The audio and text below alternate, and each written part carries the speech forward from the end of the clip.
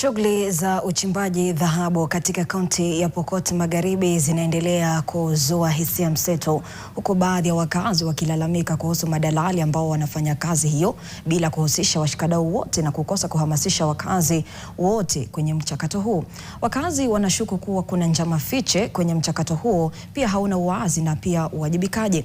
Wanasema kuwa kuna haja ya wakazi kuelezwa vyema jinsi kaunti hiyo itanufaika kwa faida ya madini wala sio kunufaisha watu binafsi. Wakiandamana mjini Kapenguria, wakazi waliwasuta baadhi ya viongozi wa kaunti hiyo kwa kushirikiana na mwekezaji ambaye amepewa idhini kuchimba dhahabu kwenye kaunti hiyo ya West Pokot.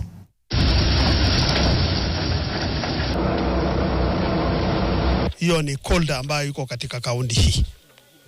Tunasikia kuna investors wanakuja. Tayari wengine wanasema wamepewa title ya kufanya hiyo shughuli. Kuna watu tayari ambayo wamekuwa brokers ambayo wanataka kufanya hiyo jambo, ambayo tunataka sasa kusema kwa sauti moja kama wakazi ya West Pokot. Saa hii mambo ya brokers ivutiliwe mbali. Wenye wanahusika ni vijana ya ofisi ya wajumbe. Unataka kuhusisha Pokot kamili kwa hii project yako ambayo ya investment.